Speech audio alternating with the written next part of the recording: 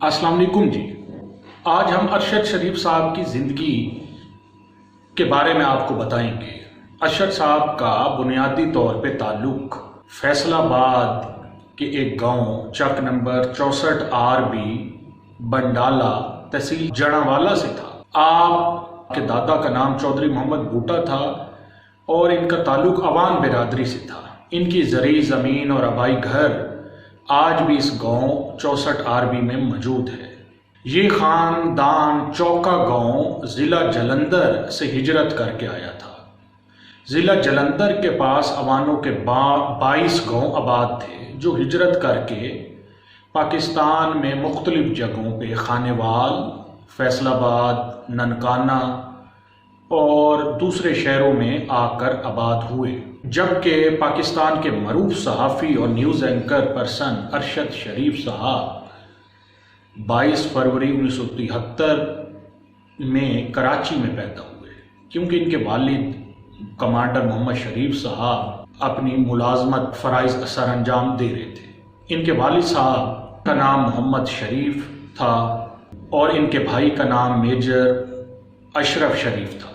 मोहम्मद शरीफ साहब 11 मई 2001 को हरकत कल बंद होने के बाइस इंतकाल कर गए, जबकि मेजर अशरफ शरीफ अपने वालिद साहब की तदफीन के इंतज़ामात के लिए बन्नू से एमरजेंसी में रवाना हुए और अफसोसनाक वाक़या ये हुआ कि इनकी गाड़ी एक दरख्त से टकरा गई, जिसके नतीजे में मेजर अशरफ शरीफ भी शहीद हो गए।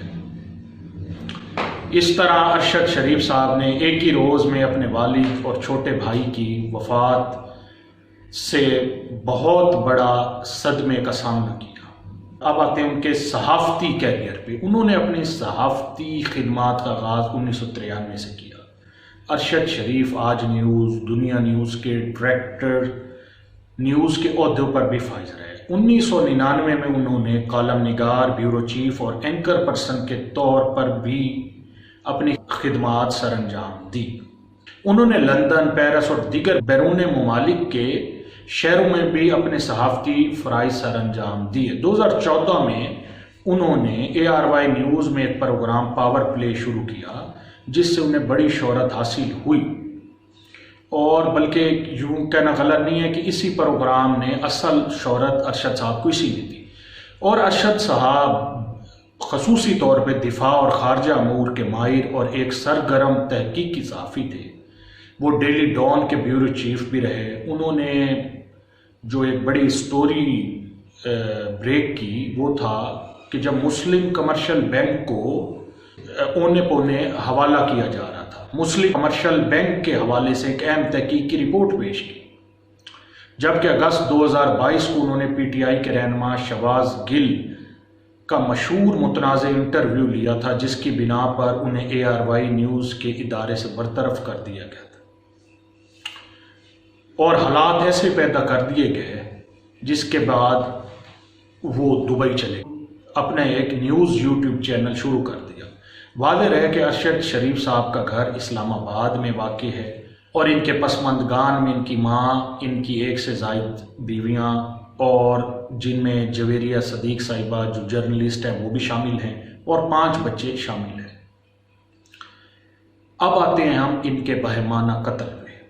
इस कत्ल के मुतालिक जो मेरा मौक़िफ़ है मैं वो पेश कर रहा हूँ। अरशद शरीफ साहब के केस में मेरा मौक़िफ़ है कि ये 100% टारगेटेड कार्रवाई थी। कार्रवाई में गाड़ी रोककर सिर्फ टारगेट को हासिल किया गया है। खोपड़ी में गोली मारी गई है और खोपड़ी में मारी गई गोली का ज़ख्म ये बताता है कि ये गोली किसी स्नाइपर की राइफल की नहीं हो सकती। आमतौर पे YouTube पे देखने को आपको मिल रहा होगा, क्योंकि स्नाइपर किसी जगह घात लगाकर दूर से फायर करता है। गोली के साइज जितना ज़ख्म होता है और पार होने वाली जगह इसकी निस्बत थोड़ा बड़ा ज़ख्म या निशान होता है, जबकि मौजूदा केस में सर का ज़ख्म निस्बतन ज़्यादा खुला हुआ है और गौर से देखने से ज़ख्म के आसपास बालों की जड़ों में हल्के काले रंग के ज़रात नज़र आते हैं, जिसे ब्लैकिंग कहते हैं। अगर आपने गौर से उनकी तस्वीर देखी होगी तो आपने भी ये महसूस किया होगा। ये तब होते हैं जब फायर आर्म को निहायत नज़दीक यानी तकरीबन 2 से 3 फुट के फासले से चलाया जाए।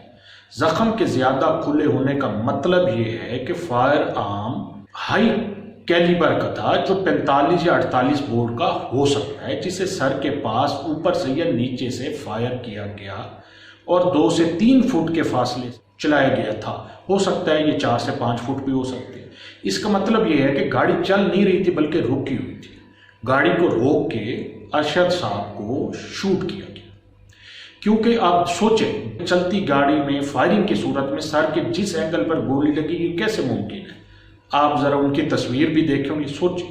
और कत्ल करने के बाद मुमकिन है खड़ी गाड़ी पर आगे पीछे और दाएं बाएं से चंद फायर कर गए हों ताकि चलती गाड़ी की कहानी बनाई जा सके। फिर इस गाड़ी को जाए वकूआ से काफ़ी दूर खड़ा कर दिया गया, ये भी मुमकिन है, क्योंकि कोई भी और जख्मी नहीं हुआ। सबसे अहम ये है कि चलती गाड़ी पर फायर के नतीजे में किसी और का जख्मी भी ना होना, गोली लगना या कत्ल होना अलहदा, और सिर्फ अरशद शरीफ साहब का कत्ल होना महज इत्तफाक नहीं है, जहाँ तक मेरी सोच। जैसा पुलिस मुकाबले में होता है कि अगर पुलिस मुकाबले में मुकाबिल मारे जाए और पुलिस का कोई जवान जख्मी भी ना हो तो कानून की नज़र में ये मुकाबला मशकूक करार पाता। क्या ऐसा नहीं है मौजी सामी? ऐसा ही है। इसी तरह चलती गाड़ी पर फायरिंग और सिर्फ अरशद शरीफ का कत्ल और गोली का निशान महज सर के बलाई हिस्से पर होना, किसी और का जख्मी भी ना होना, कानून की नज़र में ये कत्ल की वारदात है। मेरी नज़र में ये एक वाज़ेह टारगेटेड कार्रवाई लगती है। और जो बाकी कहा जा रहा है पुलिस ने खुद और यूं और अगवा बच्चा, ये सब कहानियां हैं। अब सवाल यह है कि इनको कत्ल क्यों किया गया। इसका वाज़ेह जवाब ये है कि इनके नज़रियात इसकी वजह बने। इनकी नज़रियात की वजह से इनको कत्ल किया गया। वो हर मुहिब्बे वतन पाकिस्तानी की तरह एक ईमानदार, महज़ब और तरक्की करता माशरा चाहते थे। वो जबर पर तो मुसलसल सवाल करते थे, लेकिन जाते जाते वो आप और मुझे भी पैगाम दे गए कि आप इसी जबरज़दा माशरे में रहना पसंद करेंगे या जाबिर के खिलाफ आवाज़ बुलंद करेंगे या इस माशरे के लिए जद्दोजहद भी करेंगे। दोस्तों, हमें इस पाकिस्तान को बेहतर माशरा बनाने के लिए जद्दोजहद करना हो। अरशद साहब की कुर्बानी उनके हौसले बुलंद करने के लिए थी जिनकी आवाज़ नहीं थी या जिनमें आवाज़ उठाने का हौसला नहीं था। आखिर में एक शेर जो मुझे बहुत मोहसिन नकवी साहब का पसंद है वो मैं आपको सुनाता हूँ। वो कुछ यूँ है, हमारी लाश पे ढूंढो ना उंगलियों के निशान, हमें खबर है अजीज़ों ये काम किसका है।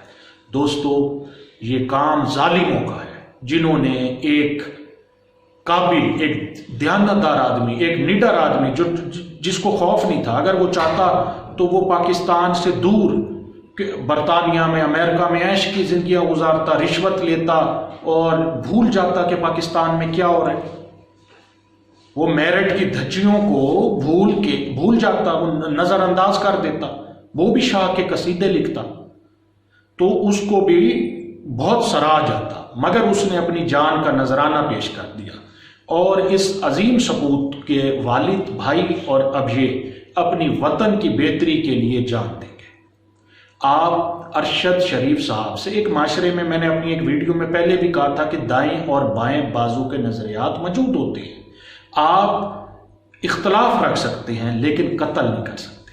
आप दलील से जवाब दें, ना कि गोली से। अरशद साहब ने सवाल किए थे अपनी मुल्क की बेहतरी के लिए, अपने एक महज़ब माशरे के क़याम के लिए उन्होंने सवाल किए थे, जवाब में उनको गोली दी गई। दोस्तों, मैं एक पाकिस्तान शहरी की हैसियत से अपने हिस्से का दिया जला रहा हूं। मैं उनके हक में और जालिमों के खिलाफ आवाज उठा रहा हूं। अल्लाह ताला इन जालिमों को नीस्तो नबूद करे। और इंशाअल्लाह, एक मुझे क्रिश्चियन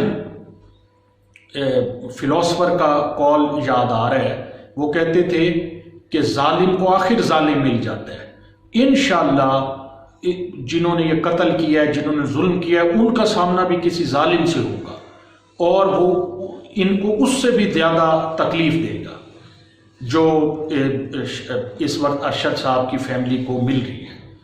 तो ये मैंने वीडियो बनाई है दोस्तों, जिसमें अरशद साहब का जो बुनियादी तौर पर जो ताल्लुक़ है वो भी बताया, उनकी थोड़ा बहुत निजी ज़िंदगी के बारे में बताया, उनकी कत्ल के बारे में बताया कि अफसोसनाक हद तक मुझे अफसोस ये हुआ, वीडियो बनाने की ज़रूरत महसूस इसलिए हुई क्योंकि अब वो पुलिस मुकाबला और जाली इसको रंग दिया जा रहा है, और क्योंकि गरीब मुल्क है वहाँ पुलिस को भी ख़रीदा जा सकता। इसलिए मैंने कोशिश करके ये वीडियो बनाई है कि मैं ये बताना चाहता हूँ कि ये टारगेटेड कार्रवाई है, ये सब बाकी कहानियाँ हैं, झूठ है, फरेब है, कुछ नहीं है।